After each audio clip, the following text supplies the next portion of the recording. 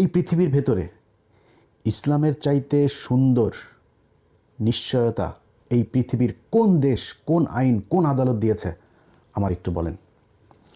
আমাদের মুসলমান হিসেবে বাংলাদেশের মানুষের গলায় দড়ি দিয়ে মারা যাওয়া উচিত। শরিয়া আইন বাস্তবায়ন করতে চাই, এটাকে আমি মুসলমান, আমি এটার আমার প্রোডাক্টকে আমি এমনভাবে উপস্থাপন করেছি পৃথিবীর ভেতরে মনে হয় সবচেয়ে নিকৃষ্ট, সবচেয়ে মানে মধ্যযুগীয় একটা আইন বোধহয় শরিয়া আইন। আর ভাই, শরিয়া আইনের ভেতরে পৃথিবীর ভেতরে নারীদেরকে যেই ক্ষমতা, যেই স্বাধীনতা, যেই আপনার আর্থিক নিশ্চয়তা দেওয়া হয়েছে, এই পৃথিবীর ইতিহাসে কোনো ধর্ম, কোনো গোষ্ঠী, কোনো দেশ, কোনো রাষ্ট্র, কোনো আইন, কোনো শাসন ব্যবস্থা দিতে পারেনি। ডাক্তার শফিকুর রহমানের এক্স অ্যাকাউন্টটি হ্যাক হয়েছিল এবং সেখানে নারীদেরকে নিয়ে একটা পোস্ট করা হয়েছিল। সেটা নিয়ে জামাত ইসলামের পক্ষ থেকে একটা সংবাদ সম্মেলন করা হয়েছে এবং সেই সংবাদ সম্মেলনে তারা বিস্তারিত মানে একদম সচিত্র দেখিয়েছে যে সাংবাদিকদেরকে ডেকে নিয়ে যে কীভাবে এটা হয়েছে। আমি ফেসবুক, ইউটিউবের এই যে টেকনিক্যাল যে জিনিসগুলো, এগুলো আমি দেখিও না, আমি এটার ব্যাপারে খুব বেশি এক্সপার্ট না। আমার এগুলো যারা দেখেন, এবং বাংলাদেশে এখন এটা সবাই জানেন, যারা বাংলাদেশের গ্রামগঞ্জের থেকেও যারা এই যে বিভিন্ন ফানি ভিডিও করে, অনেকের ভিডিও আমি নিজেও দেখি, যেমন এই যে ফ্যামিলি এন্টারটেনমেন্ট। তারপরে অনেকেরই দেখি এই যে শীতে টুনু টুনু নিয়ে একটা গান গেয়েছে এক ভাই, ওনার ভিডিও আমি দেখি। তো স্ক্রল করতে করতে অনেক কিছুই দেখা হয়। তো এইরকম যারা একদম মানে প্রত্যন্ত এলাকা থেকেও ভিডিও করেন, তাদেরও আমার বিশ্বাস যে সবারই একজন না একজন, কারো না কারোর কাছে তারা তাদের ফেসবুক পেজ দেখভাল করার দায়িত্ব দিয়ে রেখেছেন। যে কোনো সমস্যা হলে, হ্যাক হলে, কপিরাইট খেলে, নানান বিষয়ে তারা তাদের দ্বারস্থ হন। তো আমি তাদের সাথে যতটুকু আমার যারা টিম আছে তাদের সাথে কথা বলে যতটুকু জেনেছি যে জামাত ইসলামী গতকালকে যে জিনিসটা দেখিয়েছেন এটা 100% ট্রু, যে এটা সম্ভব। ধরেন গভর্নমেন্ট কোনো ইমেল ব্যবহার করে ফেসবুক অ্যাকাউন্ট, যেমন আমার সেকেন্ড যে পেজ, যেটা বাংলাদেশে দেখতে দেওয়া হচ্ছে না, সেটা কিন্তু সচল আছে, কিন্তু বাংলাদেশে দেখতে দেওয়া হচ্ছে না।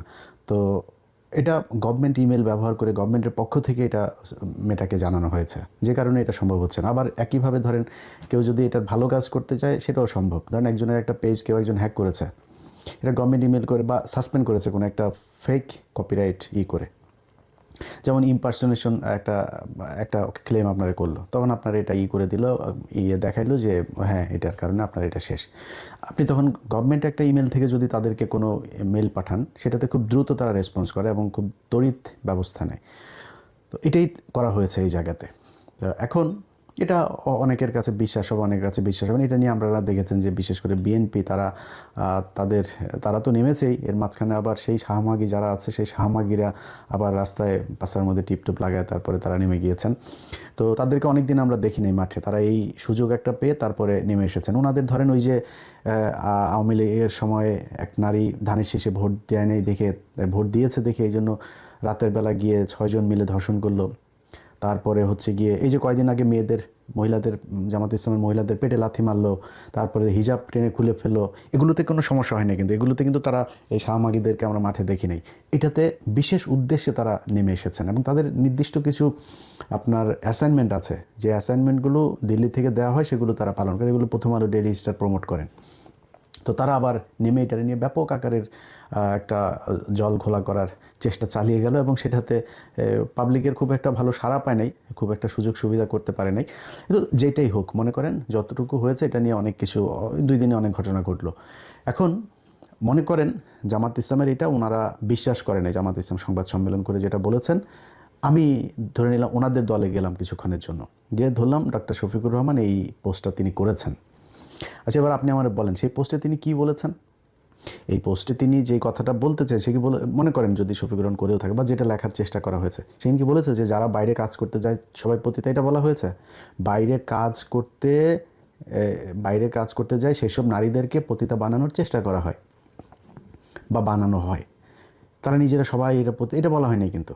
আচ্ছা, এখন আমি যদি ওনার পোস্টকে এখন মানে ডিফেন্ড করি, তাইলে আমি কিছু কথা বলি, আপনাদের মানে কারো পছন্দ হবে না, সেটা আপনার ব্যাপার। আমি আমার মন্তব্যটা বলি।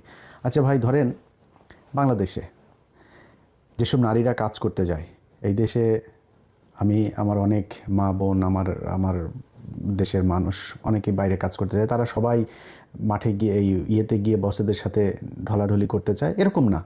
এখানে গুটি কিছু মানুষ আছে, কিছু নারী আছে যারা অফিসে, এরকম নারীও আছে, আমরাও তো অফিসে জব করে এসে ভাইয়া ভাইয়া আমার ভাইয়া এটা একটু দেখেন, মানে এমন করে আপনার ঘাড়ে পড়বে, বুঝাই যায় যে সে খুলতে চায়। এরকম কিছু নারী কিন্তু আবার কিছু কিছু অফিসে আছে।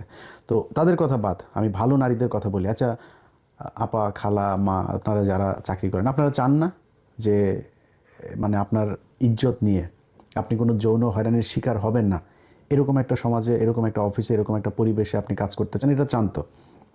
যদি সেটা চান, আপনি চ্যালেঞ্জ করবেন, আপনি বলেন এই পৃথিবীতে এমন কোন দেশ আছে, কোন দেশের আইন আছে একজন নারীকে আপনি বিয়ে করবেন, বিয়ের আগে আপনাকে নির্দিষ্ট দেনমোহর করতে হবে? আমরা আমাদের দেশে দেয় না, মাপ চায় তারপরে বলে ওকে ঠিক আছে, যে ওরাও জানে, মানে এটা আমরা এই শরিয়ার এই ইয়েটাকে আমরা এমনভাবে ব্যবহার করেছি যে কারো যদি একজন ডিভোর্স হয় তখন সে টাকাটা পাবে, ওই দর কষাকষি করে যে 30 লাখ 50 লাখ, এখন তো কোটি টাকায়ও দেনমোহর হয়, দেয় না কেউ, না দিয়ে কী করে ওইটারে, ওই যে যখন ডিভোর্স হয় তখন ওইটারে নিয়ে এক গুতাগুতি শুরু হয়, হ্যাঁ এই টাকা এখন দিতে হবে। তো জিনিসটা এরকম না, জিনিসটা ইসলাম বলেছেন আপনার স্ত্রীর শরীরে টাচ করার আগে আপনাকে এই টাকা শোধ করতে হবে, আনলেস আপনার স্ত্রী যদি মাপ না করে। যদি মাপ করে দেয় সেটা ঠিক আছে। আচ্ছা, এখন আমাদের সবাই ওইটাই করে।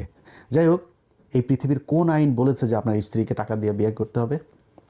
আমার পাশের দেশে যান, একজন দরিদ্র মানুষ তার মেয়ের বিয়ে দিতে পারে না যৌতুক দেওয়ার কারণে। আমার দেশেও তাদের দেশের থেকে এগুলো সংক্রামিত হয়েছে।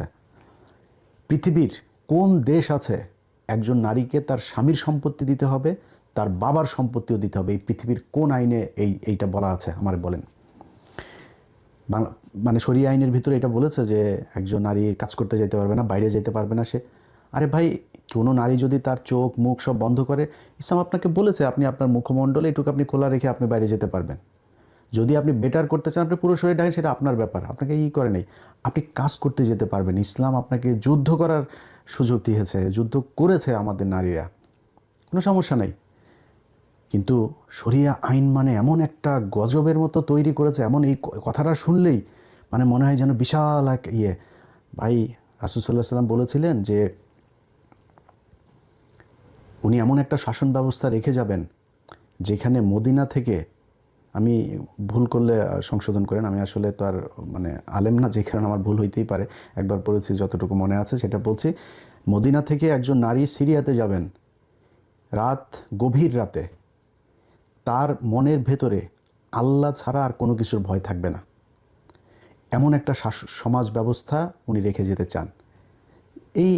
এটা মানে কি? মানে হচ্ছে যে আপনি যখন আপনার সমাজে, যখন আপনি বাংলাদেশে একটা নারী রাত 3টার সময় বের হইতে পারবে একা একা, তো সে খেয়ে ফেলবে। তো এটা ইসলাম এটা করে দিয়ে গিয়েছে। রাসূল সাল্লাল্লাহু আলাইহি ওয়াসাল্লাম আসার আগে একজন নারীকে পুঁতে ফেলা হতো, জন্ম নেওয়ার আগে পুঁতে ফেলা হতো। সেই সমাজে রাসূল সাল্লাল্লাহু আলাইহি ওয়াসাল্লাম জন্ম নিয়েছেন এবং সেই সমাজে তিনি বলে গিয়েছেন যে আপনার সবচাইতে বড় নিয়ামত হচ্ছে আপনার কন্যা সন্তান। একজনকে জিজ্ঞেস করা হয়েছে যে ইয়া রাসূলুল্লাহ, বাবার অধিকার বেশি না মায়ের অধিকার? বলেছে মায়ের। আবার জিজ্ঞেস করেছে তারপর কার?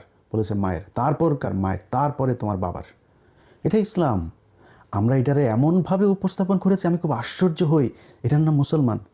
আরে ভাই, আমি পৃথিবীর বৈশ্বিক কারণে আমি নিজেই বলেছি, আমি কয়দিন আগে বলেছি, এখনও বলছি যে আমি এই মুহূর্তে বাংলাদেশের শরিয়া আইন পালন করার জন্য যেই পরিবেশ, যেই আমাদের নিজস্ব এখন আমি ধরেন বললাম যে হ্যাঁ আমি এখন শরিয়া আইন চাই, আপনি শরিয়া আইন চাইলে আপনি সুদ খেতে পারবেন না, আপনি সুদ নিতেও পারবেন। আপনার রিজার্ভ কত আপনি জানেন? আমার বিশ্বব্যাংকের কাছে লোন আছে কত, IMF-এর কাছে লোন আছে কত, জাইকার কাছে লোন আছে কত, চীনের কাছে লোন আছে কত।